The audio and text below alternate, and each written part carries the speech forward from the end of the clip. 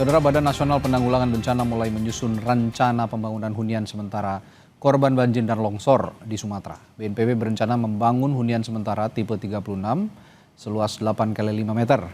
Kepala BNPB Suharyanto menyampaikan rencana ini kepada Presiden Prabowo Subianto saat rapat terbatas di Aceh pada Minggu malam. Hunian sementara ini akan dibangun oleh Satgas TNI dan Polri, sementara hunian tetap akan dibangun oleh Kementerian Perumahan dan Kawasan Permukiman. Per Senin 8 Desember, BNPB mencatat lebih dari 150.000 rumah rusak terdampak banjir dan longsor di Sumatera.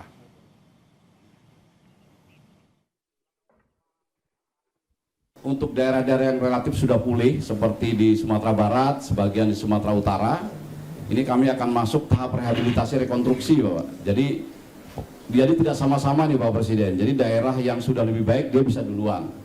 Jadi masyarakat yang sekarang tinggal di pengungsian kita alihkan ke hunian sementara. Hunian sementaranya akan dibangun oleh, kalau kami boleh, itu oleh Satgas TNI Polri, Bapak Presiden. Kemudian yang untuk pembangunan Huntara itu TNI Polri, kemudian untuk Huntap, hunian tetap Bapak Presiden, setelah Huntara jadi, kemudian dibangun hunian tetap, kami mohon yang relokasi, yang harus pindah, itu kami mohon dari Kementerian PKP yang membangun Bapak Presiden. Kemudian yang tanahnya tidak harus pindah, karena mungkin banjirnya dampaknya tidak terlalu besar bagi keluarga itu sehingga tidak harus pindah, tapi rumahnya rusak, itu kami perbaiki oleh Satgas BNPB. Ini salah satu contoh Bapak Presiden, ini contoh hunian sementara Bapak Presiden. Ini hunian sementara apabila tanahnya cukup dari pemerintah daerah. Satu hunian harganya berapa? Harganya sekitar 30 juta Bapak Presiden.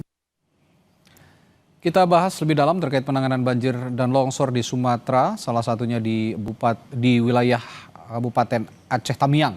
Bersama Wakil Bupati Aceh Tamiang, Bapak Ismail, yang sudah bergabung melalui sambungan satelit. Selamat malam Pak Ismail, Pak Wabub.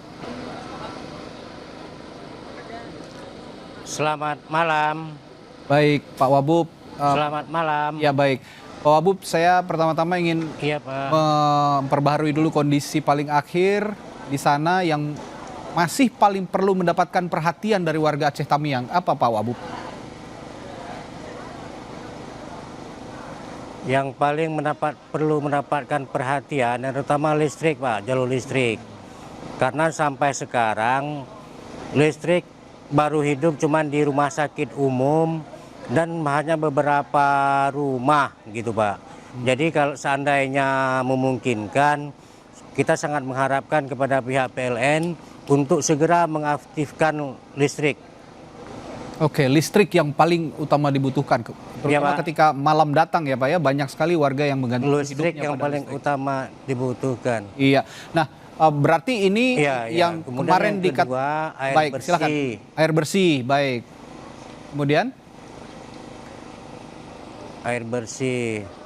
Kemudian itu Pak, yang seterusnya jaringan telekomunikasi Pak, karena kami di Aceh ini rata-rata kan pakai Telkomsel, dan sampai saat malam ini jaringan telekomunikasi masih putus Pak. Kami menggunakan telekomunikasi itu menggunakan Starlink, sedangkan itu sangat kami butuhkan.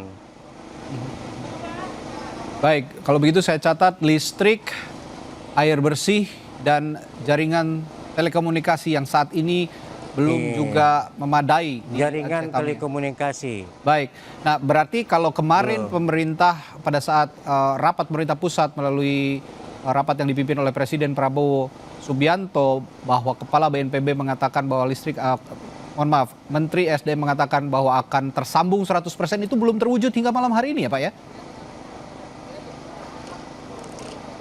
Belum Pak, belum terwujud. Mungkin ada kendala karena banyak tiangnya yang tumbang waktu itu. Dan kabel-kabelnya juga terputus Pak. Baik, nah ini kan Bapak sehari-hari di sana mengamati begitu keseharian kondisi terkini di Aceh Tamiang, terutama untuk sambungan listrik. Saya ingin bertanya juga Pak, bahwa sehari-hari atau setidaknya hari ini saja, adakah petugas PLN yang sudah mulai membenahi tiang-tiang listrik yang rusak ataupun sambungan listrik yang rusak, ataupun juga rumah-rumah yang belum teraliri listrik? Nggak ada suara Mas.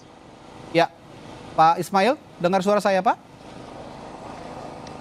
Maaf Pak, ada suara. Oh, baik. Belum bisa mendengar suara saya, Pak Ismail. Bagaimana saat ini?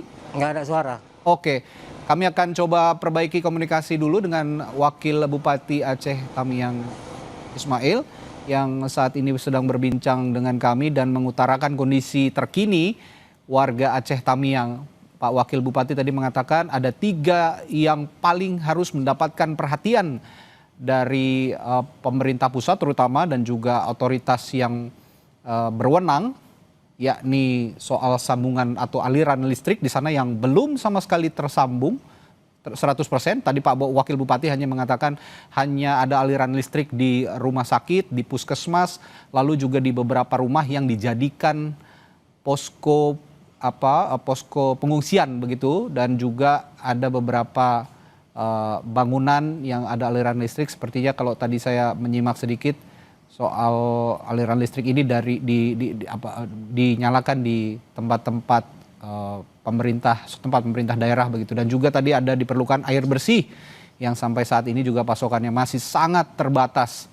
Kalau tadi saya menyimak informasi-informasi teman-teman jurnalis Kompas TV di lapangan yang menyampaikan laporannya bahwa air bersih ini sulit didapat sehingga masyarakat di sana masih mencari air bersih seadanya. Bahkan ada juga yang saya dengar dari sisa air-air banjir begitu yang diolah kembali oleh mereka, disaring lagi oleh mereka, lalu dimasak hingga air ini bisa dikonsumsi begitu oleh masyarakat di sana.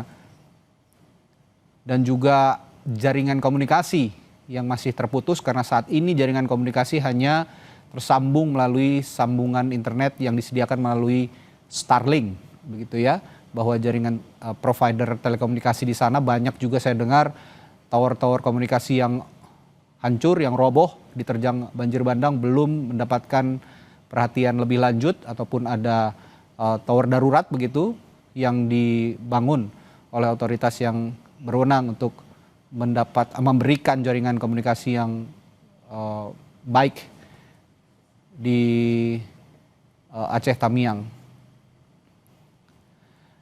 Sambil menunggu sambungan komunikasi kembali tersambung dengan Wakil Bupati Aceh Tamiang Ismail, kami sampaikan dulu informasi dari sebuah masjid milik pondok pesantren terbesar di Aceh Tamiang, Porak-Poranda, dan terkepung tumpukan kayu akibat banjir bandang Sumatera 2 pekan lalu. Ya, ini yang Anda saksikan adalah juga visual tumpukan kayu yang mengelilingi pondok pesantren Darul Mukhlisin. Kami sudah tersambung kembali dengan Pak Wakil Bupati Aceh Tamiang, Pak Ismail. Pak Ismail sudah bisa mendengar suara saya, Pak? Sudah. Baik, bisa. baik.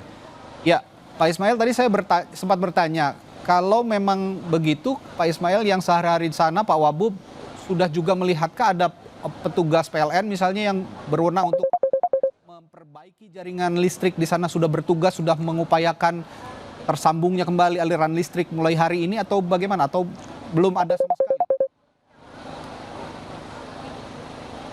Petugas PLN sudah beberapa hari bekerja, Pak, dan kita akui mereka juga sudah bekerja maksimal.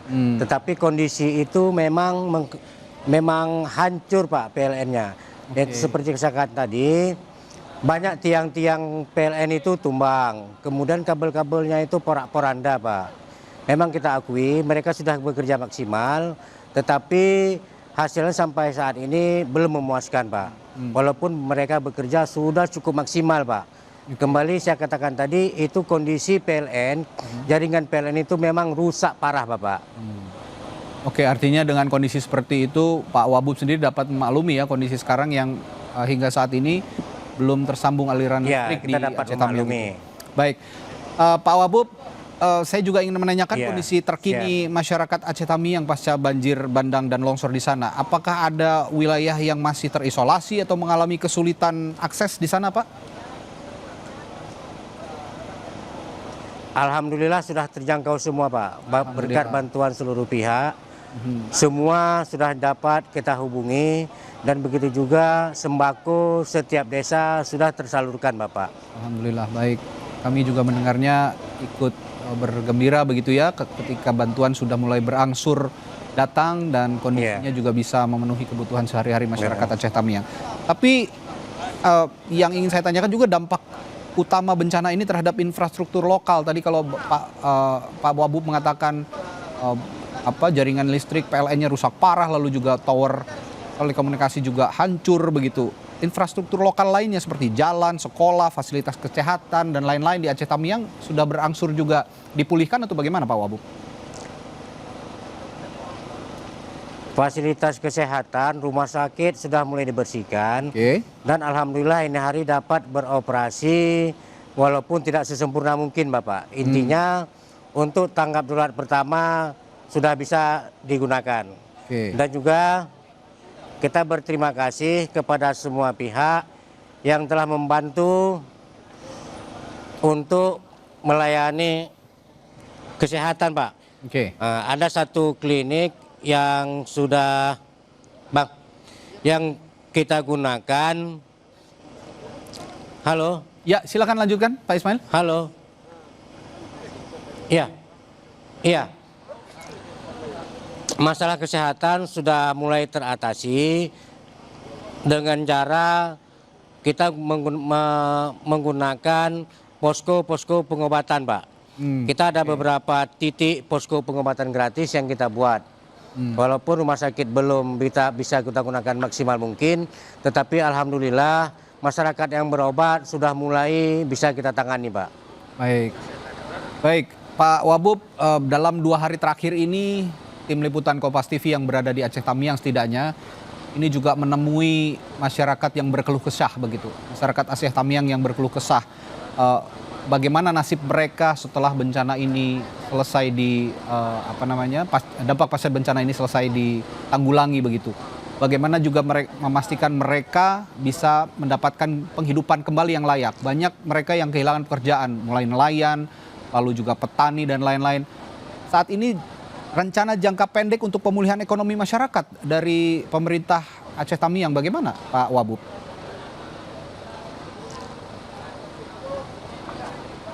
Memang kita akui imbas bencana banjir ini perekonomian masyarakat lumpuh total.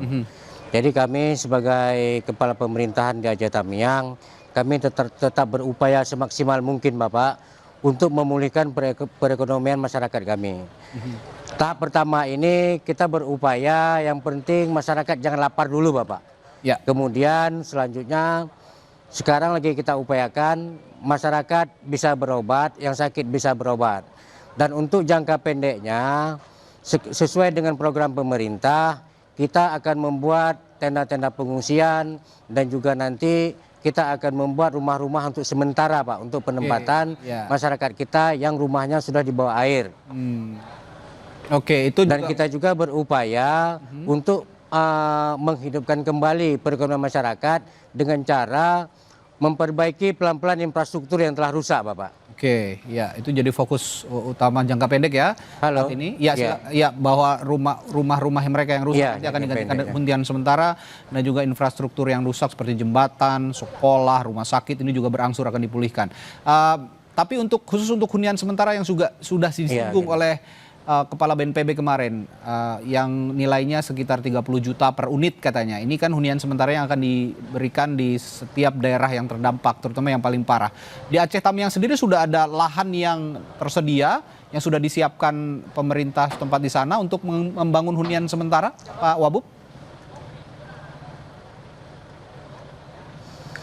Untuk lahan itu kita akan berupaya semaksimal mungkin Bapak. Ada beberapa lahan Pemda nanti yang akan kita gunakan untuk hunian rumah sementara masyarakat kita. Oke. Dan kami juga berupaya nanti akan berkoordinasi juga dengan pemerintah pusat untuk membebaskan beberapa HGO perusahaan yang itu nanti kita gunakan untuk hunian sementara ataupun hunian tetapnya nanti Pak. Dan kita memang sangat menginginkan pemukiman masyarakat yang di pinggiran sungai itu memang harus kita relokasi, Pak. Oke. Harus kita relokasi, kita pindahkan ke tempat yang lebih aman. Ya. Ya, pelajaran bencana banjir bandang yang terjadi di sana ya memang daerah aliran sungai ini memang harus clear begitu ya Pak Wabub ya. Jadi nanti warga-warga yang ada di DAS ya, daerah aliran sungai Iya, akan harus direlokasi ke tempat yang lebih aman, termasuk membangun hunian sementara di tempat yang jauh lebih aman tentunya dari bencana-bencana lainnya, terutama juga bencana longsor dan banjir bandang. Baik, terima kasih Pak Wabub, Pak Wakil Bupati Aceh Tamiang, Pak Ismail sudah berbagi informasi, sudah meluangkan waktunya. Semangat Pak, kita juga memberikan semangat untuk semua warga Aceh Tamiang dan Pak Wabub juga bisa memberikan yang terbaik untuk masyarakat di sana yang terdampak banjir bandang. Selamat malam Pak, terima kasih.